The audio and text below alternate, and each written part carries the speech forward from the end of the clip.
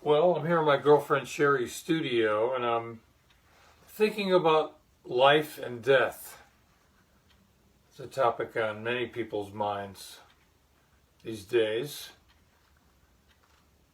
I have thought about death a lot in the past few years. I came face to face with my mortality when I had prostate cancer. Possibility that I could leave this world. Kind of a untimely fashion, but luckily I was able to beat that with the help of a wonderful surgeon at the Mayo Clinic. But life and death, they kind of go hand in hand. Yin and yang. I mean, it's just the way it is. Truth is, we really don't have any control over when we're going to die. We try to live safely, cleanly, but shit happens. And as we go through this journey, as we get older, the cast of characters changes. I lost two people this year that were important to me. One was a very good friend of mine named Jimmy Heath. Jimmy, I believe he was 93, so he had a very long, productive life. And as many of you know, he was a fantastic musician. He was a writer, he was a teacher, he was a player. He was a brother to Percy and Tootie, Albert, Heath. He was a wonderful husband to Mona and a father. And one of the greatest men I've ever known, without a doubt. Jimmy Heath, that spirit, that loving concern, compassion for others, encouraging creativity, laughing, baseball fan. I went to some Met games with him. He lived in Queens, not far from Shea Stadium at the time. And I first met Jimmy in 1978. Of course, I knew his music. The first time I heard of Jimmy Heath was Cannonball Adderley in New York. He played the tune Gemini, written by Jimmy Heath. Great composition. I noted that, but I didn't know Jimmy Heath. And then I got to hear him play as I expanded my jazz consciousness. And then when I was writing for Downbeat magazine in the late 70s, I did an article with Percy and Jimmy. The Heath brothers, they were leading a group at the time, recording on Columbia Records.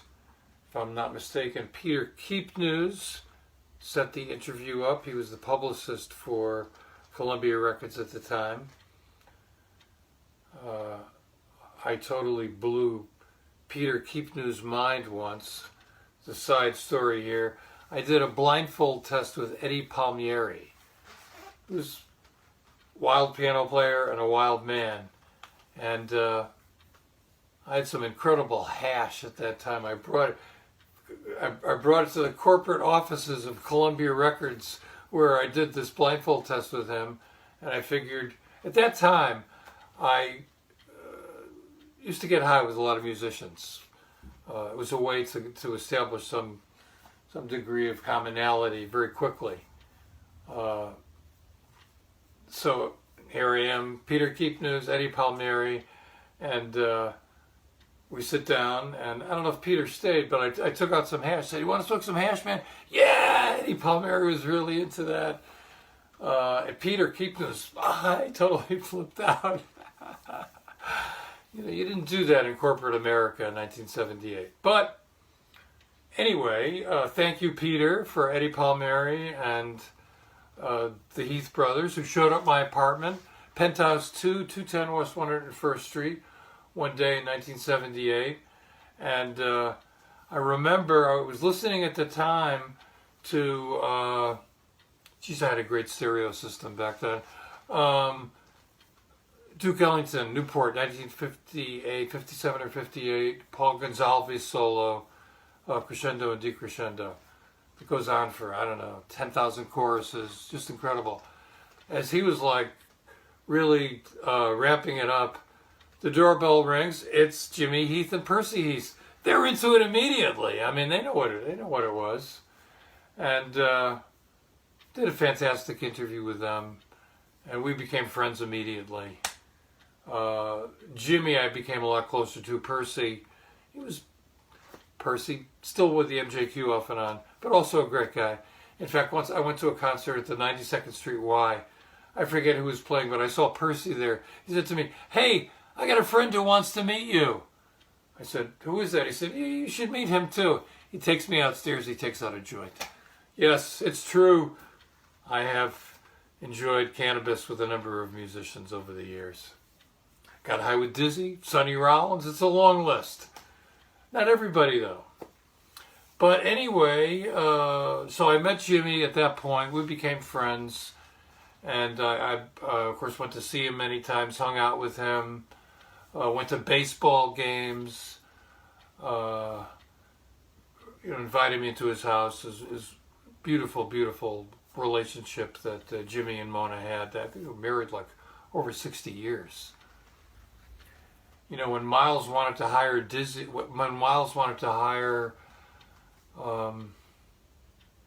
Jimmy after Coltrane left the band, Jimmy got busted, never made the gig. Spent a couple years in prison, and then when he got out, Percy introduced him to Mona, and they were together a long, long time. Anyway, Jimmy, when I moved to Tucson, there's a fantastic jazz education program out here, Tucson Music Institute. Tucson Jazz Institute. And Jimmy came out and played. It was a group of teenagers. Fantastic program. Jimmy came out and worked with the kids for a concert. And the beautiful interplay that happened between Jimmy and the kids, it really moved me. And when he came back, they decided they were going to do a recording. I made a documentary film about it. Called Passing the Torch. It's on Amazon Prime, and it's also up on YouTube for free. I put it up there when Jimmy passed a couple of weeks ago. I guess it was longer than that now. Incredible man, great spirit. Everybody loved him. Incredible sense of humor. What a musician. What stories. And it was very sad when he left. But he lived a very complete life. And as long as people are listening to music, Jimmy Heath will be with us. And a couple of weeks ago, McCoy Tyner. Now, I didn't really know McCoy that well. I wrote an article about him for Jazz Times in the 90s, but I did have one major moment with him. I guess it was 94. My cousins, David and Norman Chesky, and their label Chesky Records, they did a session with McCoy, Joe Henderson, Ron Carter, and Al Foster. They hired me to write the liner notes and invited me to the session. And that was incredible to watch the musical interplay between Joe and McCoy, and just hanging out with them. I remember in between tunes, McCoy was like sitting at the piano, going through the real book. What are we going to play next?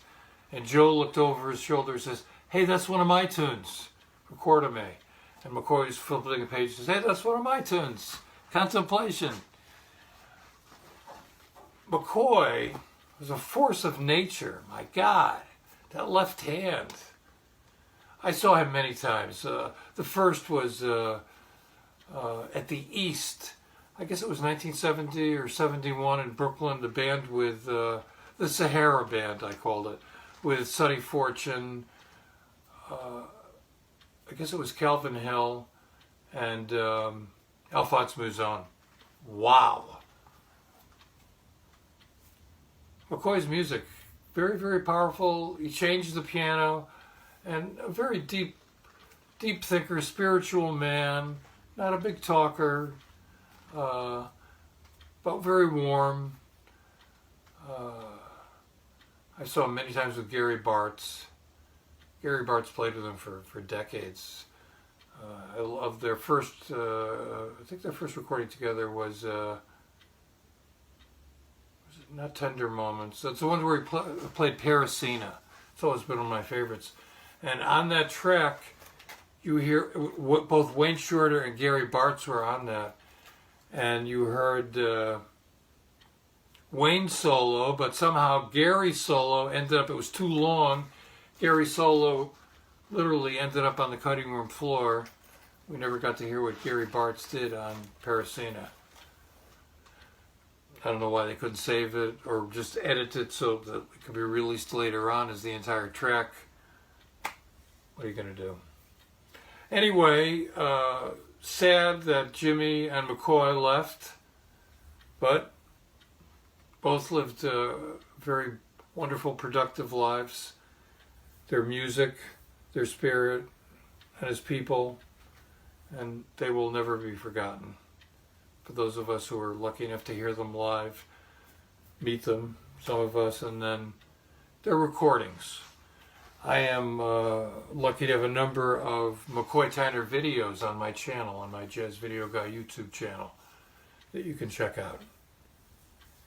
The interview I did with him, unfortunately, I wasn't able to, I didn't video that. That's before I started videoing things. Now, I'm here in Tucson, Arizona. There's not much jazz here.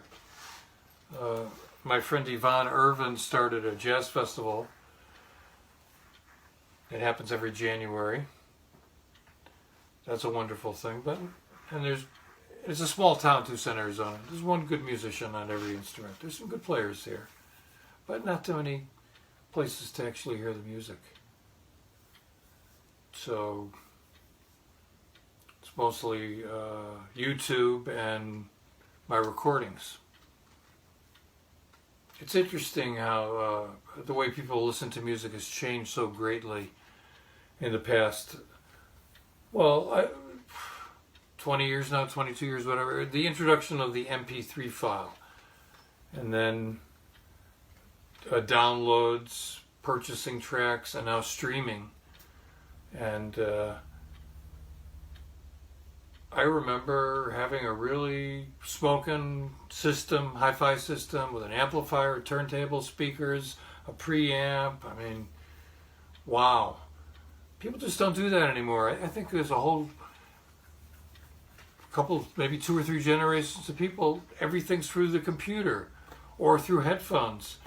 And the compression of MP3 files cuts out the highs and the lows. It changes the music. It doesn't sound as good to my ears. Now there's a website called HD Tracks that releases those same tracks you listen to, but in high def as FLAC files, or I forget what other formats, where you get that whole range of the audio spectrum. And hey, the people who own that company are my cousins, the Chesky brothers, because there's Chesky Records is an audiophile label. They always wanted to get the highest quality, best microphones, best technology. So as a response to the quality of the MP3 file, they decided to start this website called HD Tracks, where you can buy just about anything in much higher quality. They sample at much more complete, higher rates. Highly recommend it if that matters to you. I don't know what matters to people anymore. The whole world is like turned upside down. Okay, if you're not interested in hearing about my perceptions of the virus and our current political situations, you might want to tune out now. I'm going to post this video on Facebook and on YouTube, my YouTube channel, and I know that my YouTube audience doesn't like it when I talk about politics. They'll dislike this video, unsubscribe. I'll never watch another one of your videos again. I mean, I think the first political thing I did in a video in 2012, when I think it was 2012, when Mulgrew passed, I did a video. Mulgrew Miller was an incredible man.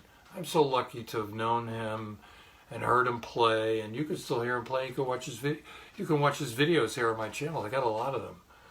But when Mulgrew passed, I did a video about the inequities, and I referenced Donald Trump in the video because I've always hated Trump. I called him that scum-sucking pig fucker. Man, people flipped out. You know, this is before he ran for president. You know, this was back in New York when he was just and before the reality show. You know, he just, Donald Trump was a very negative energy in New York City. You know, he built these buildings with his name on them and charged more money for them than any other apartment had ever sold for before. And because of his hype and whatever, he was able to get it. And then other landlords followed suit. They started selling the apartments, and the New York rents started to go up. This is fact, folks. New York, the rent situation, the price of real estate in New York City was impacted in a major way by that, you'll excuse me, scum-sucking pig fucker. Welcome to a nightmare we thought we'd never experience, but now we're living through it every single day. I wake up in the morning, I don't even know what day it is. What day, I have to look at my phone and what day is it today? And then it's like, oh no, when is this going to be over? It's not going to be over for a while.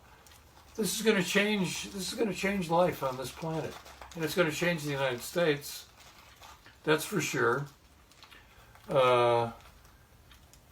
Obviously, as long as Trump is the president, it's not going to get better in the United States. This virus thing is going to end.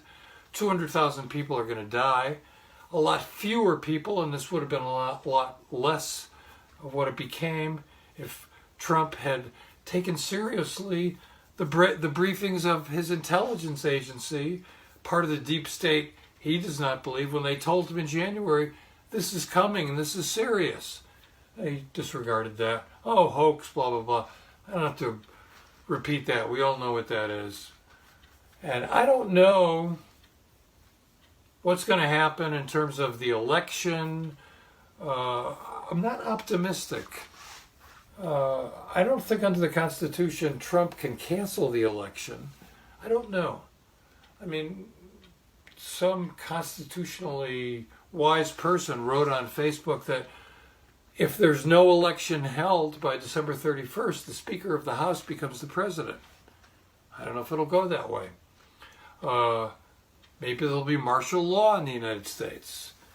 If it gets really bad and there's food shortages and there's rioting, would not surprise me. William Barr would love to preside over something like that. From my perspective, the only way we're going to get rid of Trump is to take to the streets. We're going to have a revolution in this country. And I don't want a bloody revolution, for sure. I'm talking about the kind of revolution, peaceful revolution, that Gandhi embodied in India. I'm talking about what Martin Luther King did in his life. Now, Martin Luther King was assassinated, as was Gandhi, because if you're a peaceful warrior, this can be the result. What if 2 million people marched on Washington? Well, obviously they'd call it the National Guard. They'd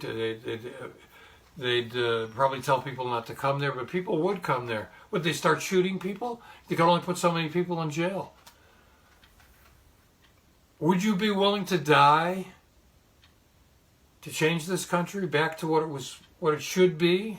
How many people would be willing to give up their lives? Raise your hands. Yeah, I would, if that's what it would take to bring about change. Because I think if there were peaceful demonstrations in the street, Trump's cult would come with their guns and start to kill us. I don't know. Twilight Zone time, huh?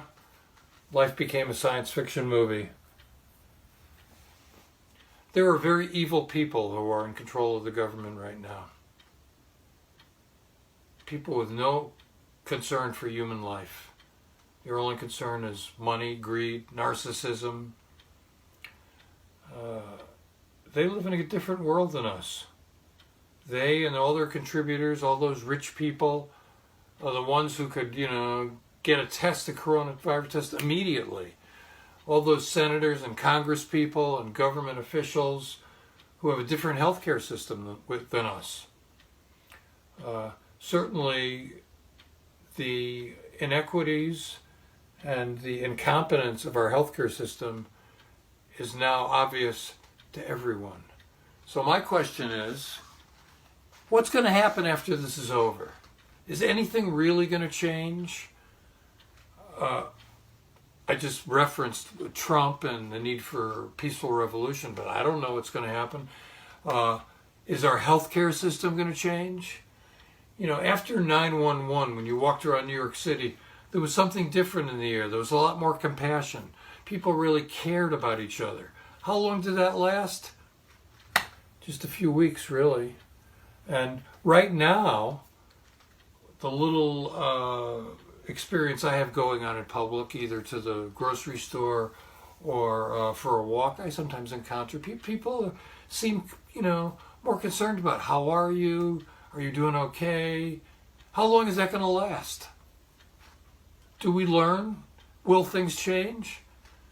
I was talking about this with my girlfriend the other day. My beautiful girlfriend, Sherrie. She's an artist. This is her work. And I said, do you think there's going to be any change? She said, well, what happened after World War II? Look at the Holocaust. Did that change anything? No, it didn't. It really didn't. It certainly didn't change anti-Semitism. Anti-Semitism is here loud and strong, and as it always has been. But there have been other genocides. They're all around the world, different countries. Not 6 million people's worth, but there have been other genocides. We haven't learned. What is it about our species? Why can't we come together? Why can't we figure it out? I know there's a lot of really good people out there. Wonderful people, creative, intelligent, compassionate. But there's I'm sorry to use this word to describe the other folks. I think Hillary Clinton got it right. The deplorables. The cult members. These are not good people. I'm sorry. I don't think they should be killed, but certainly they should not have any part in the electoral process or in the administration of anything in this country. And I look forward to the day when people like that, actually, I'd like to see, here's my fantasy. You get like a 747, like a huge airplane, or actually we need a rocket ship for this. And all politicians, bureaucrats, religious leaders, and reality show celebrities, the Kardashians, the Real Housewives, the very place, put them in that rocket ship, blast off. My hat blasted off. Blast off to another place, and please get the fuck out of here.